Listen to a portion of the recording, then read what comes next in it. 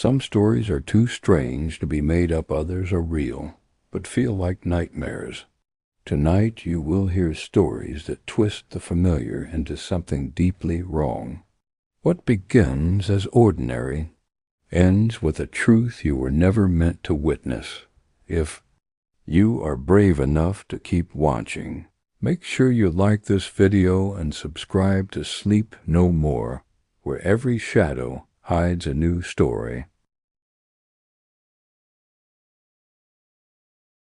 I was driving through Nevada on a solo trip last year. I had taken time off to clear my head after a difficult breakup, and the endless desert felt like a good place to disappear for a while. I planned to hit some hiking spots in Utah before heading toward Colorado, and for the most part, things went smoothly. Until I took that detour. It was just after 6 p.m. The sun was dropping, casting long shadows across the road. I had been driving for hours without seeing another vehicle. My fuel light came on, and my phone had lost signal earlier that afternoon. Still, I was not panicked. The last sign I saw claimed a gas station was about 15 miles ahead, 15 miles past, then 20, then 25. Still no gas station, just more desert. I was about to turn around when I saw an old station on the right side of the road. No cars, no lights, just a dusty old building with one pump and a rusted sign that said gas and goods. The place looked ancient, like something from the 1960s, but oddly well preserved. The kind of place you might see in a black and white movie. I pulled in. The ground was cracked, but the structure itself looked sturdy. As soon as I opened my car door, the air changed. It was cooler than before. Still, like everything had paused. No birds, no wind, just silence. I walked to the door. There were no signs of life, no hours posted, just a faded open sign hanging inside the glass. I knocked. No answer. I tried the handle. It turned easily, and the door creaked open. Inside was dim light as if filtered through decades of dust. The shelves were full of old canned goods, sun-bleached magazines, and strange tools. It smelled like oil and time. Then I saw someone behind the counter, an old man, pale, thin. He did not blink. He just stared at me. "Need fuel?" he asked, voice dry and empty. "Yes," I replied. Ran lower than expected. He nodded once and gestured outside. "Pump works. Just turn the lever. Pay after." That should have been the red flag. What gas station lets you pump first in the middle of nowhere? But I was tired and desperate, so I went outside, lifted the ancient lever, and pumped. The gauge on the pump did not move, but I felt the weight of fuel flowing through the hose. I returned to pay. I handed him $40 in cash. He took it slowly, stared at it, then looked up. "No change," he said. "That's fine," I replied. He nodded again, and I turned to leave. As I walked out, I saw a door behind the counter creak open slightly, just enough for me to see someone else standing there in the dark. A woman, thin like the man, with wide, empty eyes. She did not speak. I walked faster. I got back into my car and drove off without looking back. Let me know if you would like to review this first story before I continue with story 2, or if I should keep going with the next one in the same style. Right before my senior year of college, my two best friends and I, Alex and Devin, had planned a week-long road trip from Southern California to Seattle. We were excited to see the coastal routes, eat trashy food, crash in cheap motels, and just live a little before life forced us apart.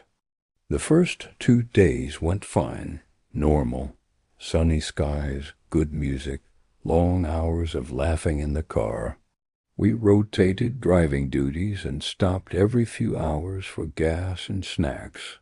It was that sweet kind of freedom you only get a few times in your life.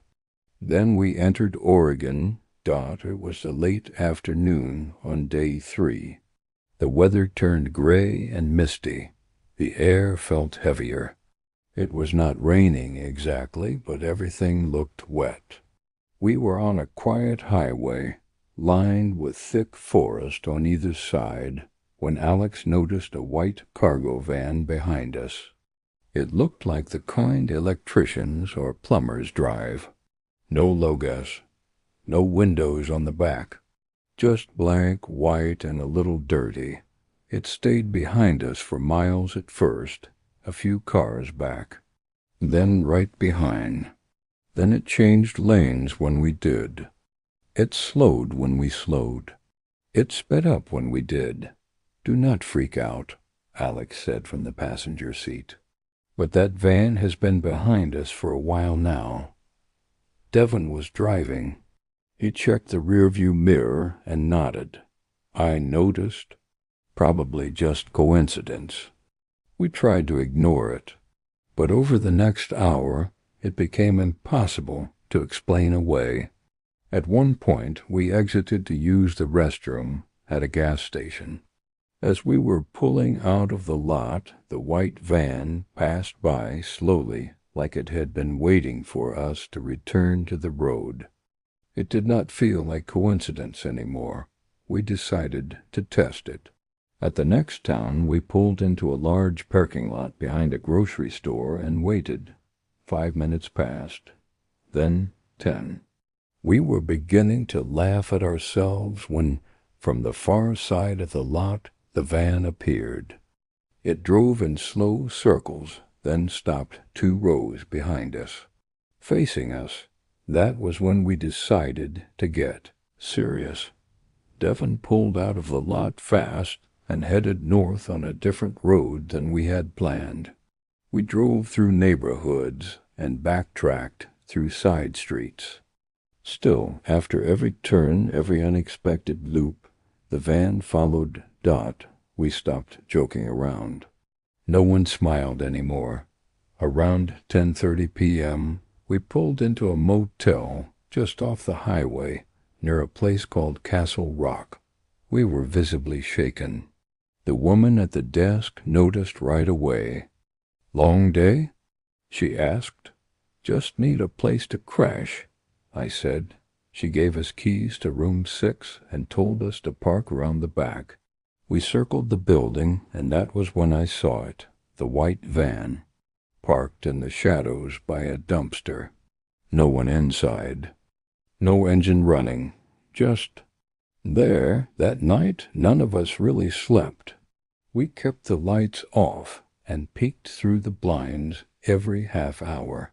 The van never moved. At 4:15 a.m. We decided to get out of there. We loaded the car as fast as we could and drove out of the lot. As we passed the dumpster, I glanced out the window. The van's driver's side door was slightly open. I looked inside. There was no one. No seats. No dashboard. Just a hollow, dark shell. We did not stop again until we crossed into Washington under full daylight. The van never reappeared, but the fear stayed with us even after we got home. For weeks I kept thinking about how long it had followed us, and how there had been no one inside. Maybe it was empty the whole time, or maybe something had been inside that we were never supposed to see. This happened to my uncle in 1998, and he only ever told it to me once on the condition that I would never share it while he was alive. He passed away 2 years ago, and now that enough time has passed, I feel like I should finally tell it. Because if what he said was true, then something still walks those roads, looking for someone who will not notice what is missing. My uncle, Jack, drove long-haul delivery trucks for most of his adult life. He had crisscrossed the United States dozens of times and had seen everything from snowstorms in Montana to lightning fires in Arizona. But he said nothing ever scared him until he picked up the hitchhiker. He was on Route 66, somewhere in northern New Mexico. It was around 3 a.m. The sky was clear, stars bright. He had pulled over to piss behind some shrubs, and when he got back in his truck, there was a man walking along the shoulder of the highway up ahead. The man wore an oversized coat and a wide-brimmed hat. He was pale, thin, and walked with a slight limp. Jack slowed the truck, rolled down his window, and asked, "You need a lift?" The man nodded, but did not say anything. Jack told him to climb into the passenger side. The man moved slowly, climbed in, and shut the door without a word. They drove on in silence for almost 20 minutes. Jack said the guy smelled weird, like dirt and iron, like someone who had been underground for too long. When Jack finally broke the silence and asked where he was heading, the man turned and smiled, but his teeth were too many. Not like a shark's, not rows and rows, just ... Too many, more than a person should have. His mouth was not wide, but the number of teeth behind it was unnatural. Jack stared forward and tried to play it cool. They drove another 15 minutes, and then Jack noticed something strange. There was no shadow, not from the man. The cabin, light from the dash and the glow from passing street lamps cast shadows everywhere else. The wheel, Jack's own hands, the seat. But the hitchhiker cast none. Jack adjusted the mirror slightly to see him better. But when he looked, the man's face was wrong, just slightly off, too symmetrical, too smooth, as if someone had carved a perfect idea of a face out of wax. That was when the man finally spoke. "You should not have stopped," he said softly. Jack said the voice did not sound like it came from a throat. It was clear, too clear, like a recording played in a silent room. He told me he considered swerving the truck or jumping out while it rolled. But something told him that reacting with fear would make things worse. So he kept driving after another. Few miles, he pulled off at a brightly lit rest stop. He parked next to a family's minivan and opened his door. "You can get out now," he said firmly. The man turned to him, still smiling with too many teeth. "This is not where I am going." "Then walk," Jack said. That the man did not argue. He stepped down and stood beside the truck. Jack watched him in the mirror as he drove off. But when he glanced again, the man was no longer standing by the road. He had vanished. Jack said he did not sleep for 3 days. He kept driving until he reached Missouri. When he finally checked into a motel, he noticed something that froze his blood. A small piece of cloth torn from a coat was wedged between the seat and the passenger door. It was cold and wet. But the day had been dry. The cloth smelled like earth and rust. Jack never picked up another hitchhiker again. He told me, if someone is walking alone in the dark on an empty road, they might have a reason, and sometimes it is not a reason you want to know. I had just started my first job after college, and part of my work required me to travel between small towns in the Midwest. I would drive for hours, visit clients, and sometimes crash overnight at roadside motels. It was never glamorous, but it paid well enough.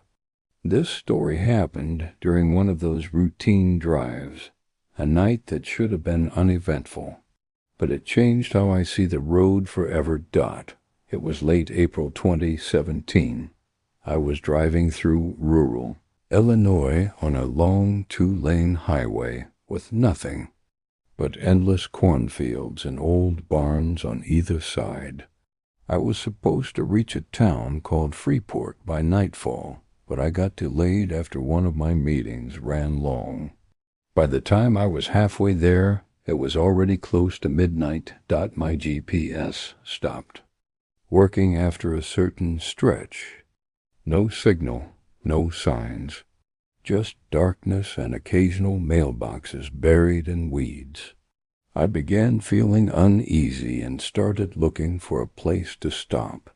I was exhausted, and I did not want to fall asleep behind the wheel. That was when I saw it. A bright neon sign off to the right, tucked just past a line of trees. Sleepy Pines Inn, it said. The sign buzzed and flickered slightly, but the letters were clear. I pulled into the gravel driveway and found a small 1-story motel. Maybe 10 rooms. Total. An office with yellow lighting. It looked dated but clean, like something from the 1980s that time had forgotten.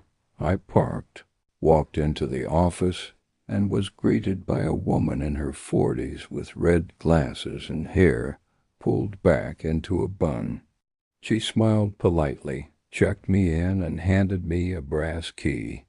Not a key card, an actual key. Room 4. Heat works. No breakfast. Coffee's free in the morning, she said. I thanked her and headed to the room. The hallway was silent, and the air smelled faintly like lavender and something else, something I could not place. The room was surprisingly tidy. Clean sheets, floral curtains, a small box TV, no clock, no phone, no Wi-Fi. I figured the place was just old-fashioned. I was too tired to care. I showered, set an alarm on my phone, even though it had no service, and collapsed into bed.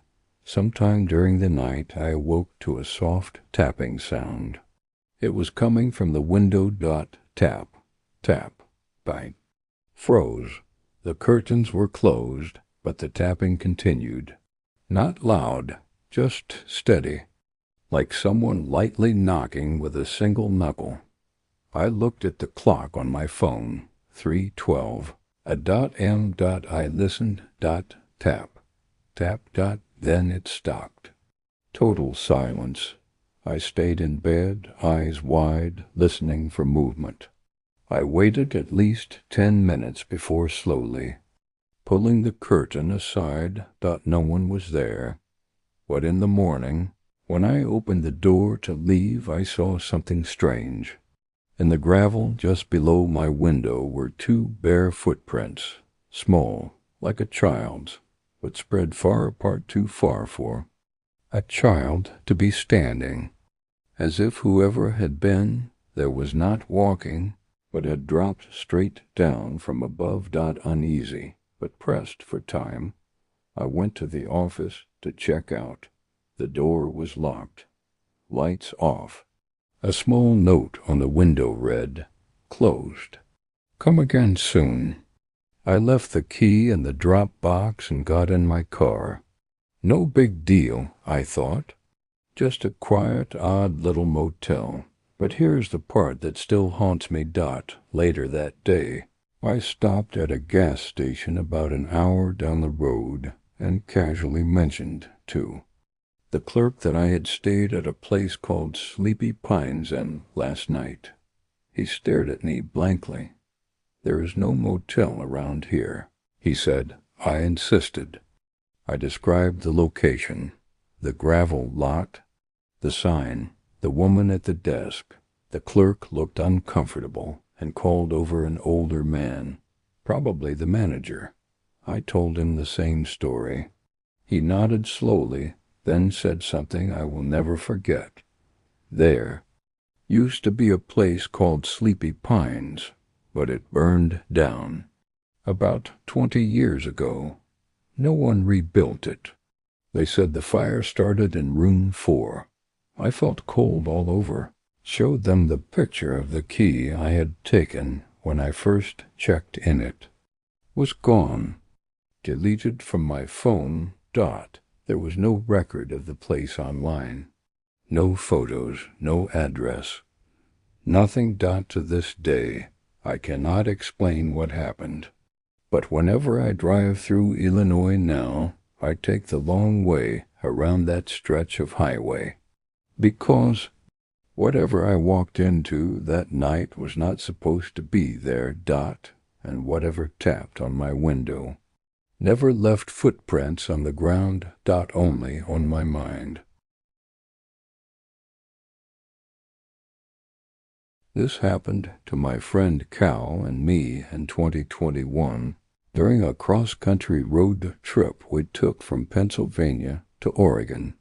We had both been laid off due to the pandemic and decided to use the time off as an excuse to see the country. We planned no hotels, just car camping, roadside stops, and some national parks along the way. We thought we were prepared. We were wrong. Somewhere in western Nebraska, well past midnight, we were driving through flatlands with almost no streetlights. Our GPS lost signal after sunset, and we had been relying on downloaded offline maps ever since.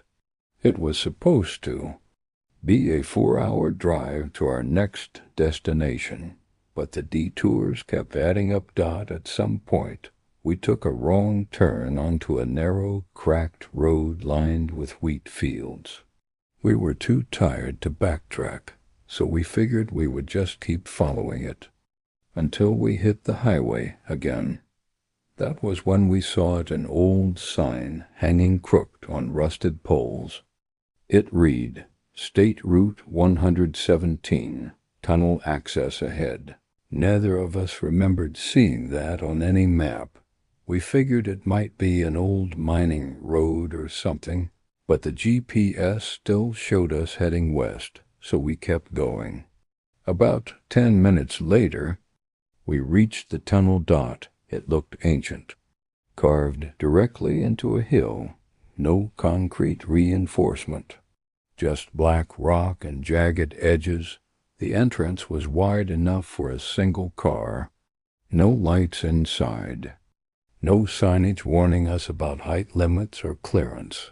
Something about it felt off, but we were exhausted. We had not seen another vehicle in hours. Against my gut instinct, Cal drove forward. As soon as the front of the car entered the tunnel. The headlights dimmed. Not flickered, dimmed, like the darkness itself was absorbing the light. The tunnel swallowed sound, too. The moment we crossed the threshold, everything felt muffled. Even our own voices. Cal said something, but it sounded like he was speaking underwater. We kept driving. At first, it seemed normal. Dirt floor, rock walls, occasional graffiti. But after a few minutes, we noticed something strange. The tunnel was not curving. It was not sloping. It was perfectly straight. Too straight. And it kept going. And going, the odometer ticked up. 1 mile, 2, 5. How long is this thing? Cal asked. I pulled up the map again, but our location.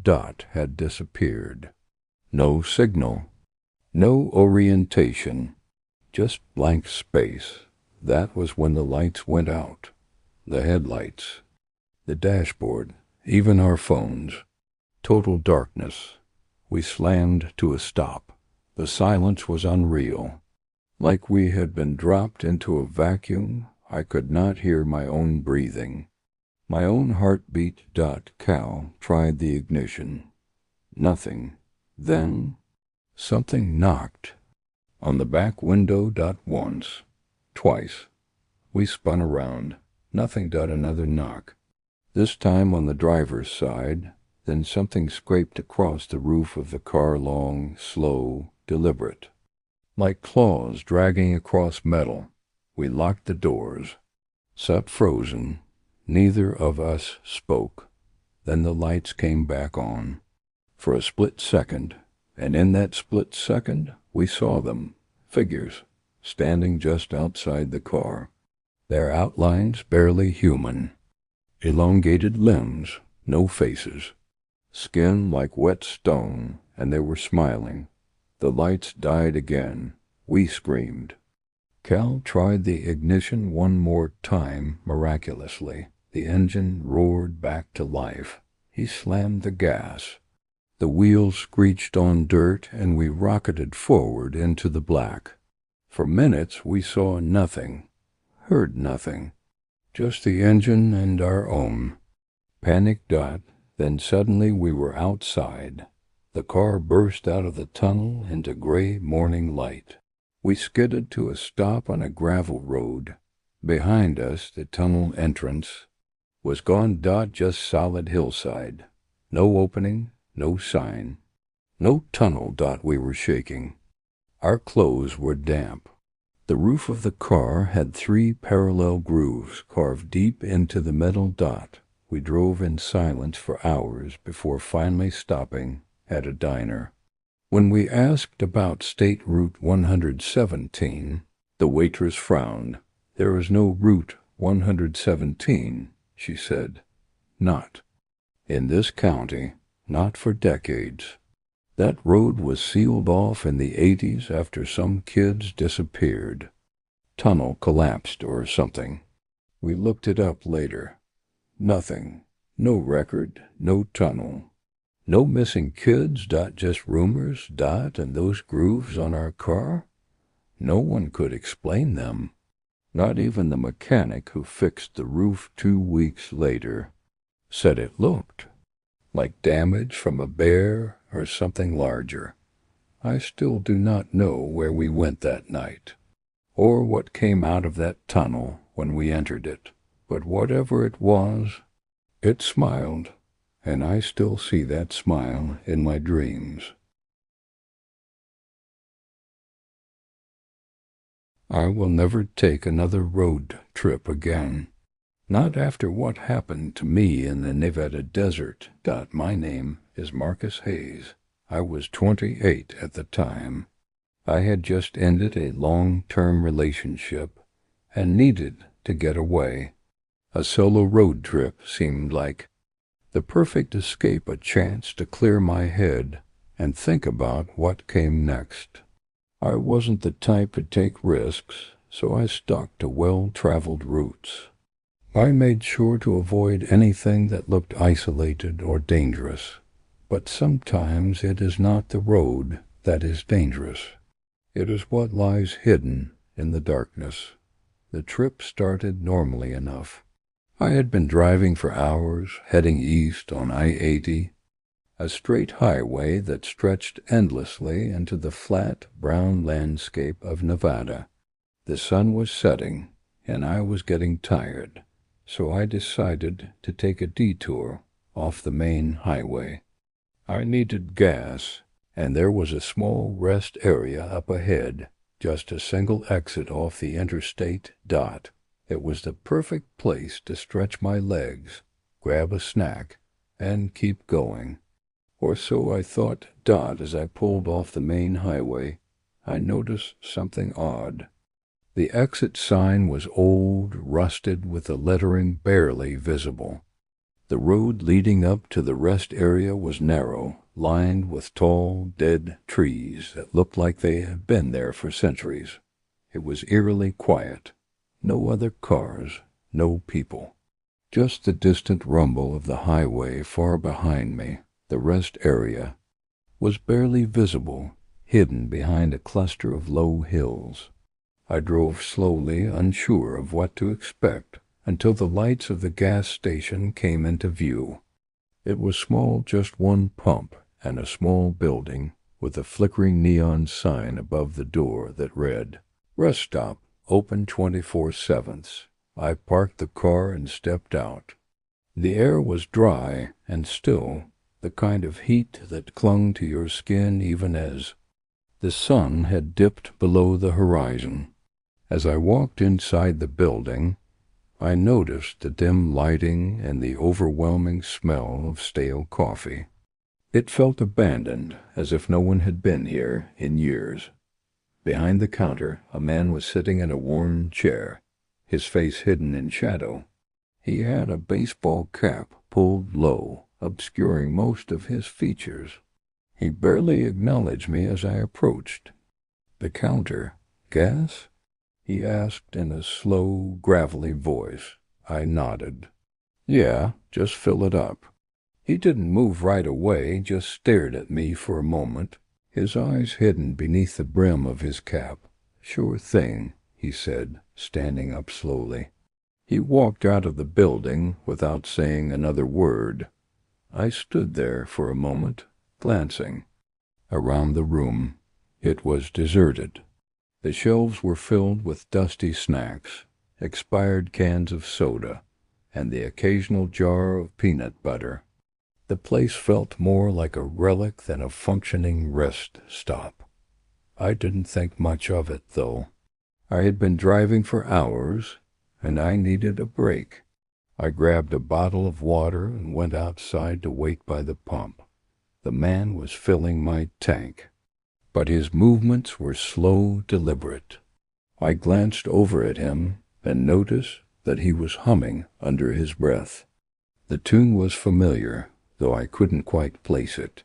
Then he stopped. He looked up at me, his eyes still hidden beneath his cap. His mouth twitched slightly as if he was trying to smile, but it was unsettling, like he was forcing it. "You hear it, don't you?" he asked. I froze. "What?" "The voice," he whispered. "The voice in the night." I felt a chill creep up my spine. There was something about his tone that felt wrong, like he knew something I didn't. I laughed. Nervously, "I think I'm just tired. I haven't been sleeping well." The man didn't respond. Instead, he finished pumping the gas and walked back inside, leaving me standing by the car, my water bottle forgotten in my hand. I paid for the gas quickly, eager to get back on the road. The whole experience had put me on edge, but I tried to shake it off. I got in the car, started the engine, and pulled out of the rest stop dot as I drove further into the night. I couldn't stop thinking about what the man had said. The voice in the night. I pushed it to the back of my mind, focusing on the road ahead. The headlights cut through the dark desert landscape, and for a moment I felt a sense of peace returning. But then it happened. I heard it. A low, disembodied voice. It was faint at first, almost like a whisper, coming from somewhere deep in the car. I thought I was imagining things, but then it grew louder. "Marcus," I froze. I was alone. I was sure of it. I had checked the back seat before leaving. The rest stop, and there was no one there. "Marcus." I slammed my foot on the brake, the tires screeching against the asphalt. I whipped my head around, but the back seat was empty. I checked the rearview mirror. The highway stretched endlessly behind me. Nothing but darkness. I let out a shaky breath, hands gripping the wheel. I was starting to feel dizzy, my pulse quickening. There was no way this was happening. There was no one else in the car. The voice came again, louder now. "Marcus, I'm here." I was driving faster now, heart pounding, trying to make sense of what was happening. But the voice was relentless, filling the car. the air thick with its presence. I pulled over to the side of the road, throwing the car into park, my hands shaking as I turned off the engine. For a long moment there was silence. I sat there, breathing heavily, unsure of what to do. But then, out of the corner of my eye, I saw it. A shadow dot. It was standing at the edge of the road, just beyond the headlights.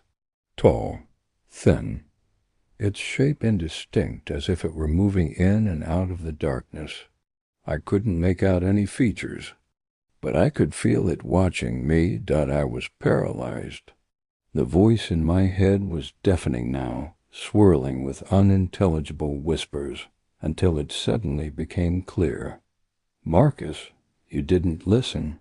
I slammed the car into reverse, tires screeching. As I backed up into the middle of the road, the shadow moved toward me faster than anything should move, closing the distance between us in an instant. I punched the gas and sped down the highway. The voice was gone, but I didn't stop driving until I reached the next town. I found a small motel, checked in quickly, and locked the door behind me. I didn't care about how much the room cost. I just needed to get away. That night, as I lay in bed, I thought I heard the voice again, quiet, faint, but there was no one there. I had checked the room thoroughly before locking myself in. The next morning, I packed up and left. I never went back to that road. I don't know what it was. Some part of me thinks it was just a bad combination of exhaustion and isolation, but deep down I know it wasn't just that. The voice, the shadow, the feeling of something waiting for me. I tried to find the rest stop again a few weeks later, but it had disappeared. The exit was gone. The sign was missing. It was as if the place had never existed, and I have not heard the voice since. But sometimes when I am alone in the dead of night, I still hear it, faintly, whispering my name, and I know somewhere out there it is still waiting. My name is Elena Ridge. I was 23 at the time, just a couple of weeks away from graduating from a small liberal arts college in Oregon. The road trip had been a graduation gift to myself, a quiet solo drive through the Pacific Coast. Before starting a new job in Portland, I had planned every detail, booked the motels, mapped the scenic routes, made playlists for every mood. But one thing I had not planned was him. I was somewhere between Northern California and Southern Oregon, a long, winding highway that hugged the coastline, the sun just beginning to set behind the cliffs. The sky was that perfect blend of pink and gold. I remember thinking, this is what peace feels like. That was the last calm thought I would have for a long time. I had not seen another car in over an hour, which I thought was strange for a coastal highway in the summer, but I brushed it off. My phone had no signal, but I had offline maps. Everything was fine. Then I saw him, a man standing on the shoulder of the road. He looked out of place, too clean, too still. Black jeans, a dark green jacket, and a small backpack at his feet. He did not wave. He just stood there, staring out at the ocean with his hands in his pockets. I passed him without slowing down, but something about the stillness of his form made me glance in the rearview mirror. He was now facing the road. Watching me drive away, I shivered and turned up the music. 10 minutes later, I saw another person, or so I thought, same clothes, same stance, same backpack, same man, standing by the road, just as before, as if I had gone in a circle, but I had not turned. There were no exits, no roundabouts, no ways off the highway. Still he was there again. This time he looked directly at my car as I passed. His face was off, blurred. Not literally, but like my brain refused to focus on it. His eyes were wide, and his mouth hung slightly open, as if he were about to speak, but never did. Floored the gas. Another 15 minutes passed.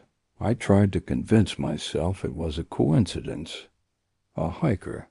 A guy with a twin. Something logical. Then I saw him again, this time standing in the middle of the road. I swerved hard, tires screeching as the edge of my car nearly grazed him. My heart pounded, adrenaline flooding my veins. I stopped 100 yards ahead and looked back. The road was empty. He was gone. I sat there, engine idling, trying to calm myself. Then I heard the click, the sound of the passenger door unlocking. Froze. I had not touched the locks. I turned, and the seat beside me was empty, but there was a faint imprint, a shape pressed into the fabric, like someone had just sat down. I threw the car into gear and drove fast. Trees blurred past. The sky grew darker. The coastline disappeared behind cliffs and fog. I was not even sure where I was anymore. Then the temperature dropped. Suddenly, my breath was visible in the air. I turned down the AC, but it was not on. The radio cut out, replaced by static. Then the voice began. Not from the speakers from behind me. A whisper. Male. I saw you. I did not respond. It grew louder. Still behind me. I saw you pass me 3 times. I looked in the rearview mirror. The back seat was empty, but my peripheral vision caught a shadow, a dark shape, sitting upright. I refused to look. The whisper grew more frantic. You did not stop. You were supposed to stop. I gripped the steering wheel and whispered, "Get out." Silence. Then laughter. Not loud, but broken, choked, like someone who forgot how to laugh properly. The car began to slow down, even though my foot was still on the gas. The engine revved, but the speedometer dropped. 40 miles per hour. 30. 20. The wheels resisted, as if the asphalt had turned to mud. The whisper now came from everywhere surrounding me, inside the cabin, inside my own head. I waited. You saw me. You passed me. You cannot leave. I screamed, "Get out."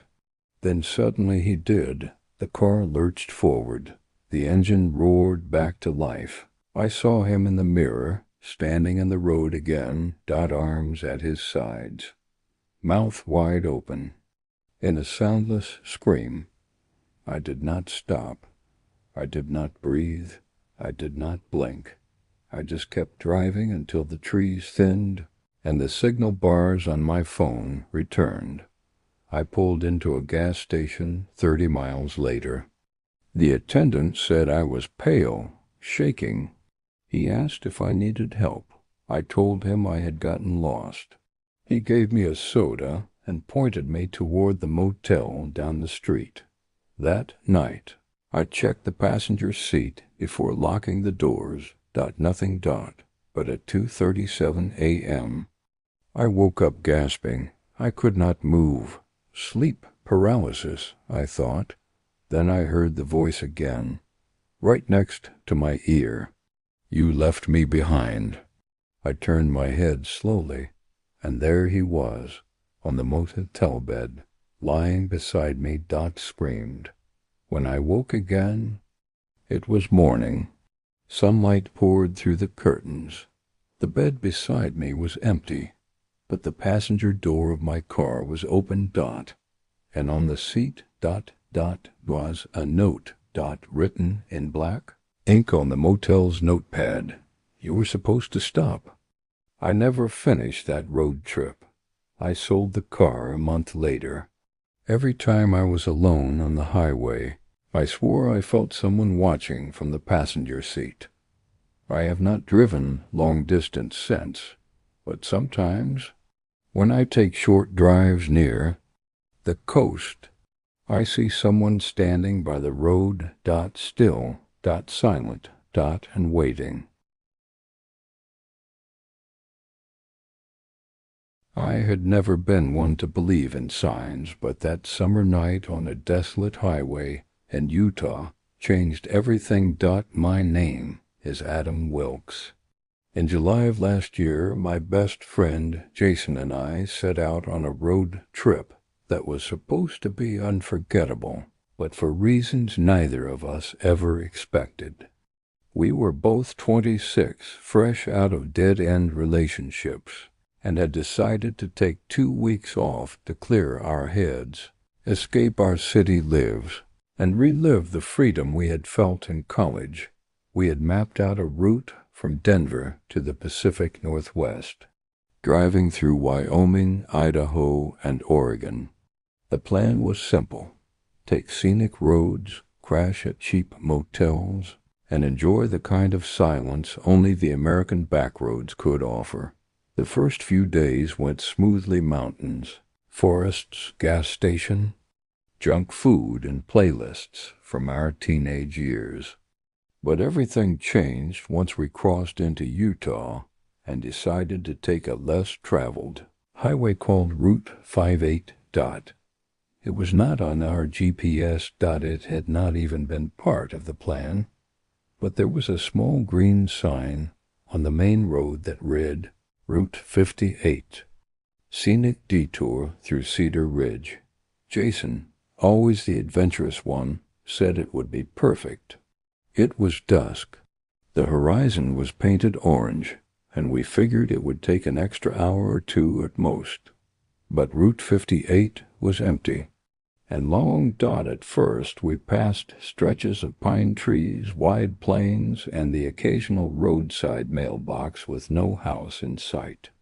The road twisted unnaturally, winding through tight bends and looping hills like it had been carved without logic or purpose. After nearly 2 hours, we had seen no signs of civilization. No gas stations, no houses, not even power lines. What unsettled me more was that we had not seen another vehicle in either direction. Not one. No headlights, no taillights, nothing. We lost signal shortly after the detour began. That was when I began to feel it. The pressure in the air, the wrongness, like we had entered a place not meant for people. Jason tried to brush it off. We probably took the wrong fork, he said. Worst case, we turn around.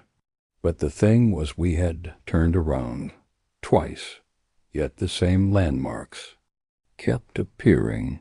A twisted metal fence, a mile marker that was rusted and bent, a dead tree split at the trunk. No matter which direction we drove, they appeared again. It was as if the road had folded on itself. At around 10 p.m., we stopped. Jason got out to stretch his legs, and I stayed in the car with the windows down. The air was cold and unusually still. No wind, no insects, just silence. Then we both heard it. A low thud. From the woods. Jason whipped his head toward the trees. Did you hear that? I nodded. Probably an animal. No, he said. It sounded close. He grabbed the flashlight from the glove compartment and pointed it toward the tree line. The light barely reached past the first row of trunks, but I saw something flicker, something pale, that ducked behind a tree. Did you see that? Jason whispered. I started the car. We are leaving, I said. We turned around again, but the road was no longer the same. It was narrower. The trees were closer. The pavement was cracked, like it had not been maintained in decades. And then we saw the sign again, not the same green one we had passed hours ago. Route 58, scenic detour through Cedar Ridge, but it was on the same side of the road dot as if we had never left. Jason cursed under his breath. We drove for what felt like another hour, and then up ahead we saw lights. Headlights. A vehicle pulled off on the side of the road. Relief flooded through me, Dot. It was a pickup truck. Old, rusted. The engine was off, but its hazard lights were flashing. Jason slowed down. Should we ask for directions? He asked. I hesitated, then nodded. As we pulled up, we saw the trucks. Doors were open, both of them. The cab was empty, but in the bed of the truck were deep scratch marks. Not claw-marked scratch, marks, human-sized, as if someone had been dragged across the metal. Jason stepped out cautiously. I rolled down my window and whispered his name. Then the hazard lights suddenly cut off. Click. Darkness. Jason froze. Something moved in the woods. Fast. On all fours. Low to the ground. He bolted back to the car, jumped in, and slammed the door. Go. I floored it. The headlights barely kept up with the curves. The trees seemed to lean in closer. The road was narrower than before. Then came the signs, dozens of them. Old, wooden, and rotting. Turn back. Dead end. He waits at the mile. You should not be here. I was gripping the wheel so tightly my knuckles turned white. We drove faster than was safe. But it did not matter. The road just kept going. The dashboard clock blinked. 1 a.m., then 2 a.m., then back to 12 o'clock. I looked at Jason. His face was pale. His hands trembled. Then in the distance we saw a bridge. Wooden. Narrow. Covered. It looked ancient. And just beyond it we saw a house. A small farmhouse with a single yellow light glowing in the window. We hesitated, but there was no choice. We crossed the bridge, the tires creaking against the wood, and pulled into the dirt driveway. The air was thick, heavier, harder to breathe. Jason knocked on the door. No answer. He knocked again, louder this time. The door creaked open by itself. Inside, everything was covered in dust. Furniture draped in white sheets. An old fireplace, unlit and cold. Picture frames with the faces scratched out. But the yellow light came from a small lamp in the kitchen. And on the table there was a map drawn in pencil, labeled Route 58, with a red X marked at the bridge. Then came the footsteps. From upstairs. Slow. Heavy. We did not wait. We ran back to the car, but as we reached it, the bridge was gone. In its place fog. Thick. Endless. Jason screamed in frustration. Punched the hood. That was when we heard the voice, a low whisper. From the woods. It said our names. Over and over. Then something stepped out. I only saw it for a second. Tall, pale, no eyes. Its mouth stretched into a permanent scream, hands dragging across the gravel, leaving gouges. We ran. We did not drive. We ran through the woods, through the fog. We did not stop until we hit pavement again. A real road, with real headlights approaching. From behind, a truck pulled over and an older man stepped out. He looked us over like we had just crawled out of hell. You boys come from Route 58? He asked, eyes narrowing. We nodded, shaking. That place It ain't real. Not anymore. He gave us a ride to a gas station 20 miles away. Said the road had been closed since the 80s after a series of disappearances. Said it only appears to those who need to see it. We never found the car again. We never found the bridge, or the farmhouse, or the truck we saw, but I still dream of that sign, that road, that voice in the woods whispering my name, and I wonder if Route 58. I met her on a dating app. That alone should have been my first red flag, but I ignored it. My name is Darren, and I live just outside Philadelphia. At the time, I was 31, recently out of a dull 3-year relationship. I was not looking for anything too serious. I just wanted to talk to someone, maybe go on a few casual dates. Feel normal again. Her name was Lily. At least that was the name she gave me. Her profile showed a girl who looked to be in her mid-20s. Long dark hair, pale skin, big, almost too bright blue eyes. The photos were oddly curated, no selfies, just grainy images taken from odd angles. Some were black and white, like they had been scanned from old film. Her bio was short. Here to make a real connection. Ask me something interesting. That was it. No last name, no city listed. Not even a vague within 10 miles, like most profiles had. Still, something about her intrigued me. Maybe it was the mystery. Maybe it was how her eyes seemed to follow you across the screen. So I messaged her. Something lame. Are you into horror movies or true crime podcasts? She replied 5 minutes later. Only if they're based on real events. That sparked a full conversation. We started chatting almost daily, then every hour. Her responses were quick, but always short. No emojis, no LOLs, but she was interesting. She asked smart questions. Deep ones like, have you ever been afraid of your own thoughts? Do you ever feel like you're not alone, even when you are? At first, I thought it was playful, kind of goth girl energy. But then her tone never shifted. Every reply had the same vibe, cool, quiet, intense.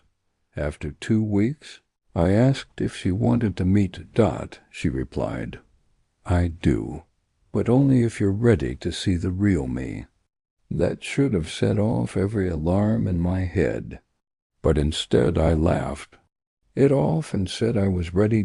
We agreed to meet for coffee in Old City, near a small bookstore cafe she said she liked. The night before our meet, she messaged again, saying, just promise me something. When you see me, don't say my name. Out loud, I replied, that's weird. Why?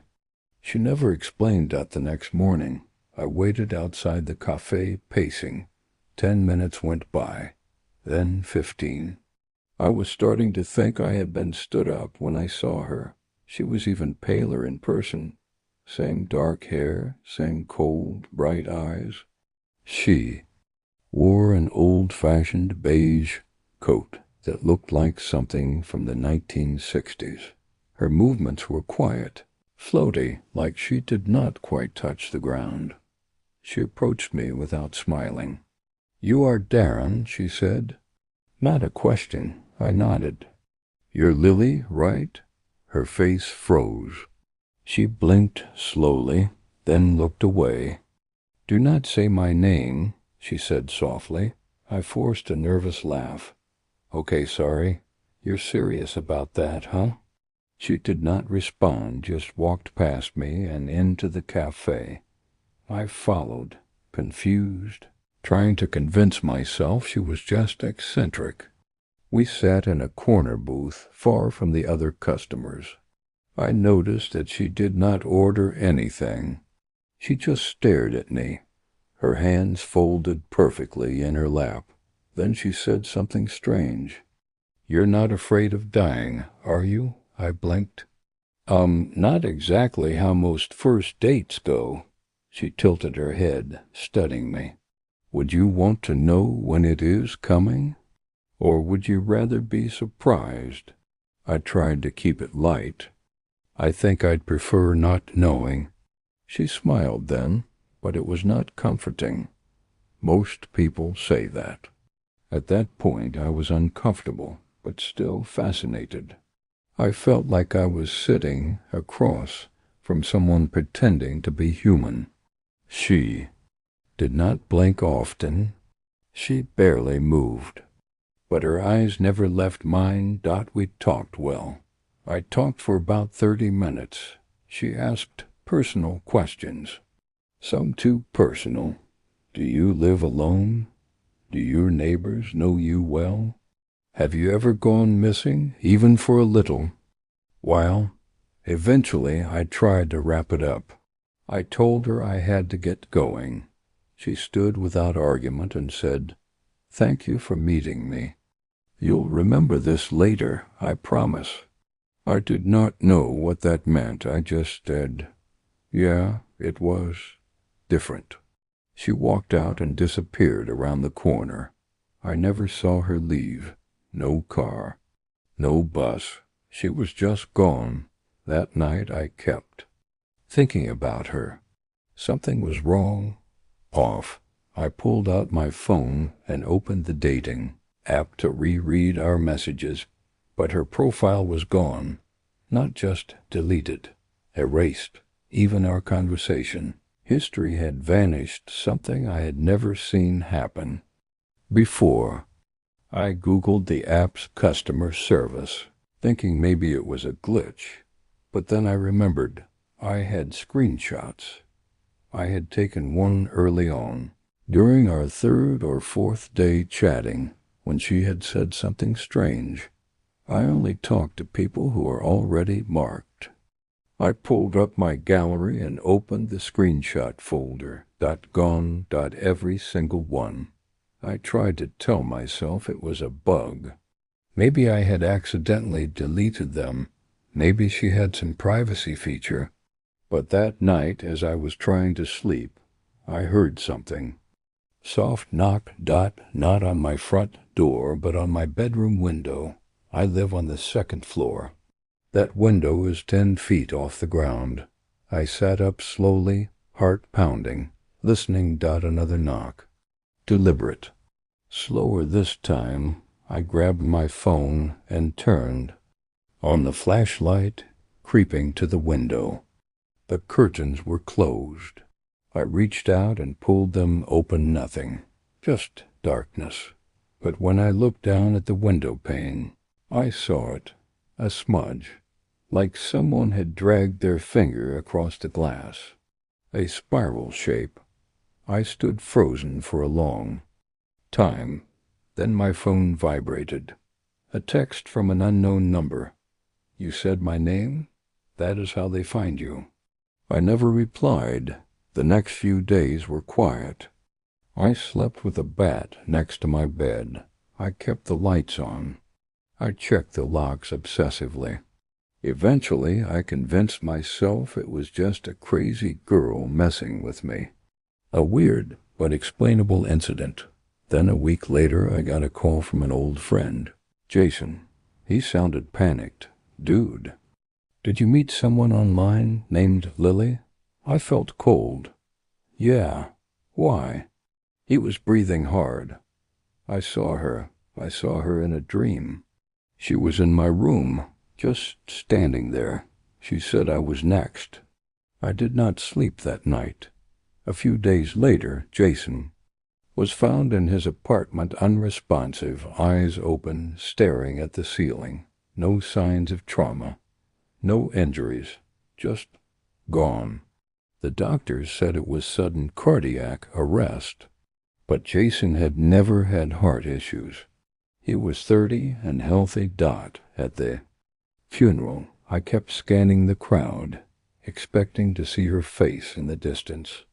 I never did, but every few months I get another message. No number, no contact info, just the same phrase, they're watching. You opened the door. I have deleted every dating app, changed phones, moved to a new apartment.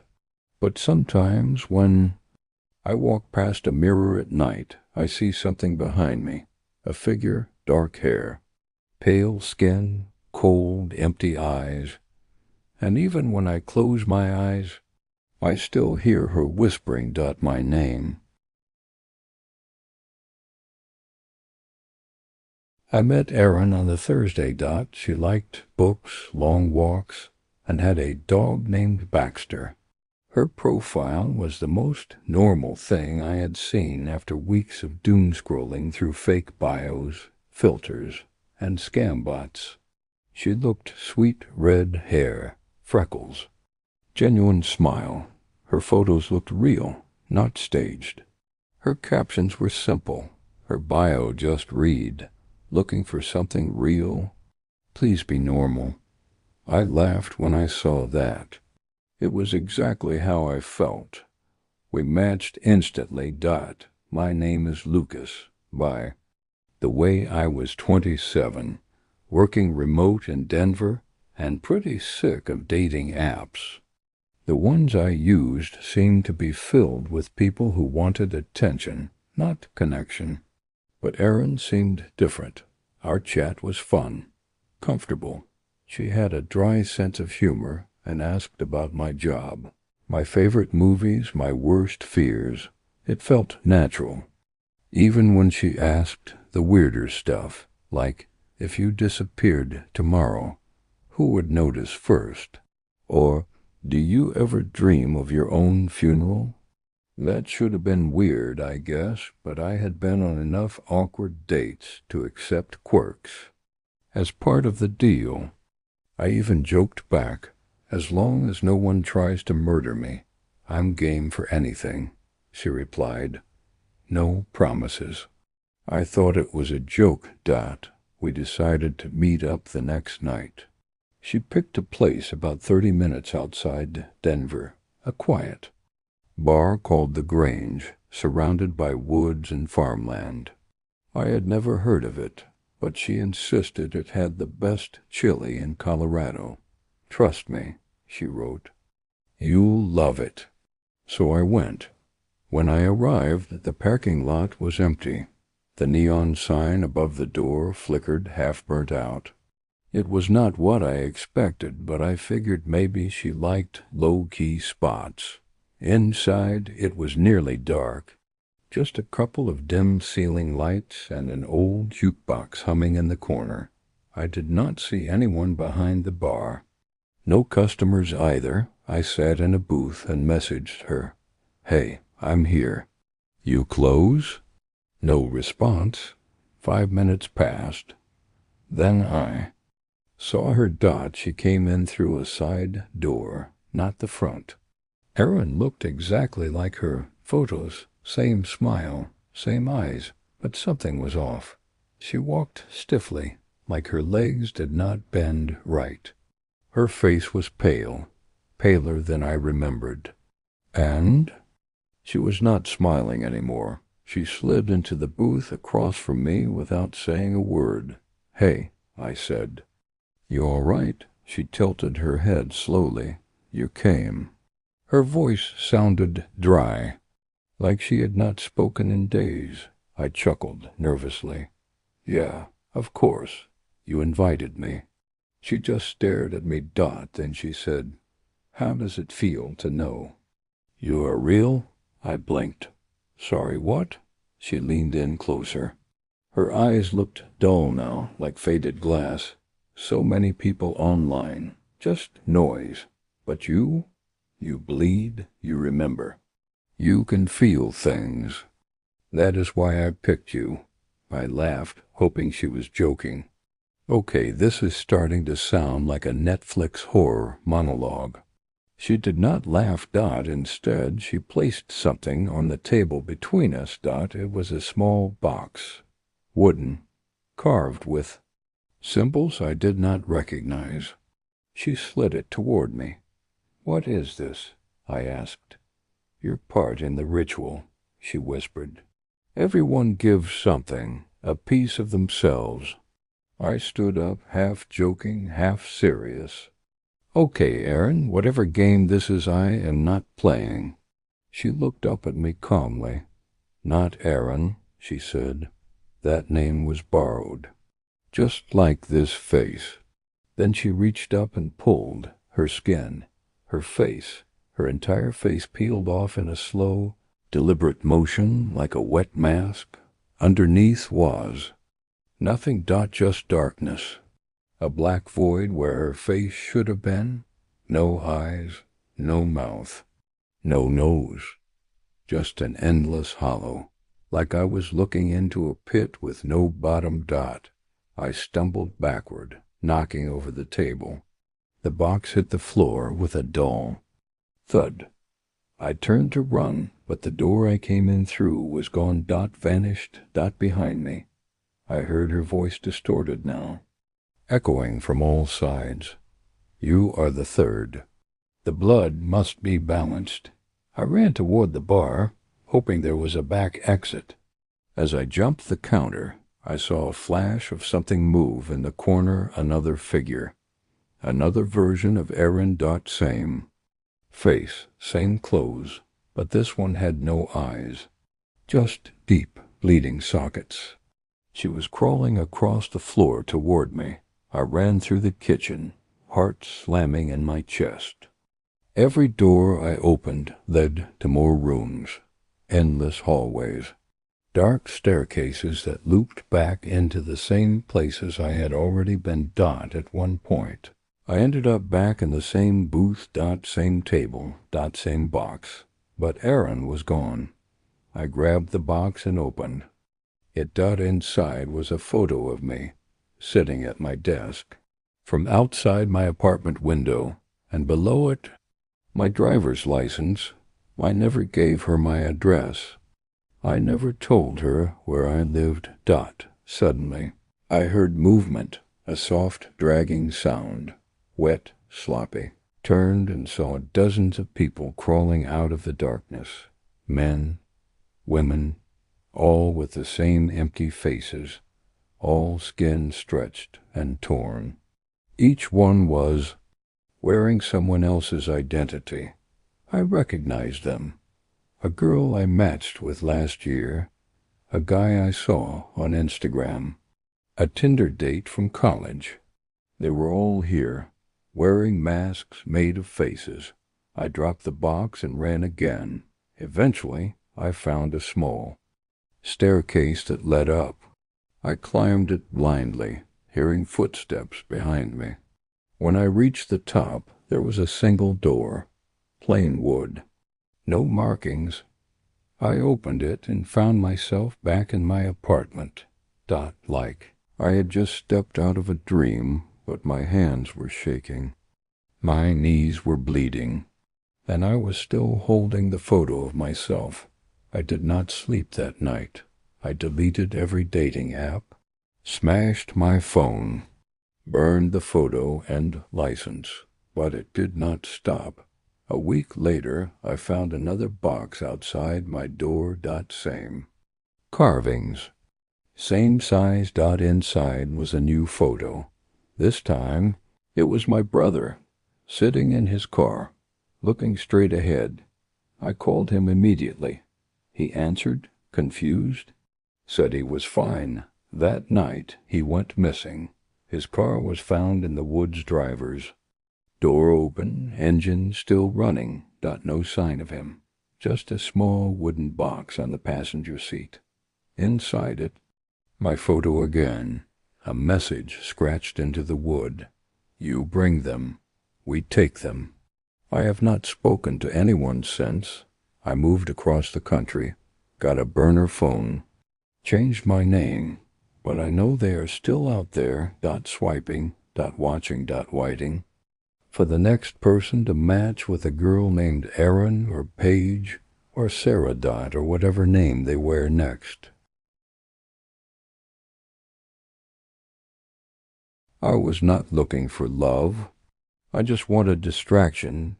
Dot, it had been a rough year, divorce, job loss, and a move from Chicago to a small, boring town in Oregon.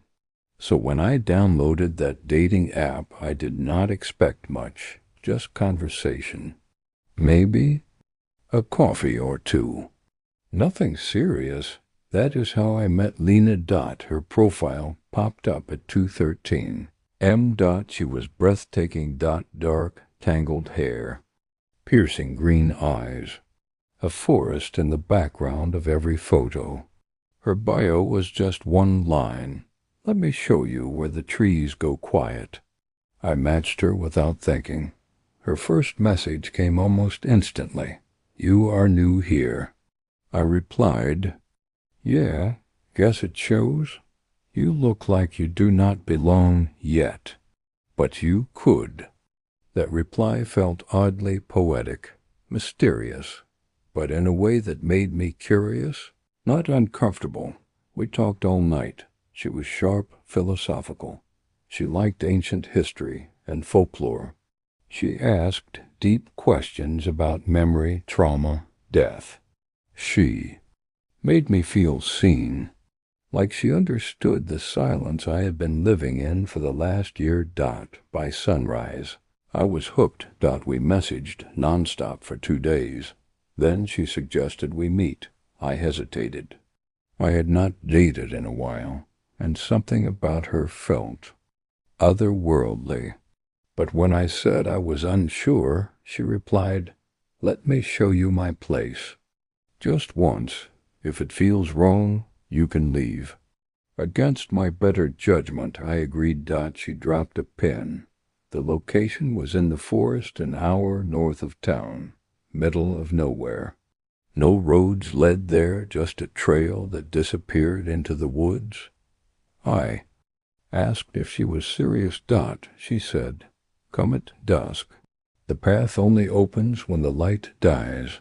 Again poetic, maybe pretentious, but I could not say no. Something about her made it feel like a dream. I needed to walk into Dot, so I drove. Dot parked my car at the trailhead. The sun was setting behind the pine trees when I stepped onto the dirt path.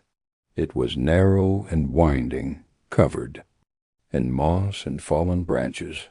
No signs, no cell signal, just the sound of birds fading into evening. Dot, as I walked deeper, the air grew colder.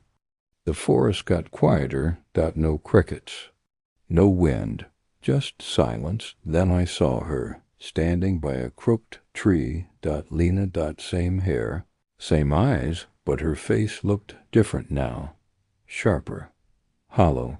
Her skin had a gray tint, like she had not seen sunlight in years. Still, she smiled. You came. She walked ahead of me, barefoot on the pine needles. Her dress dragged behind her like mist.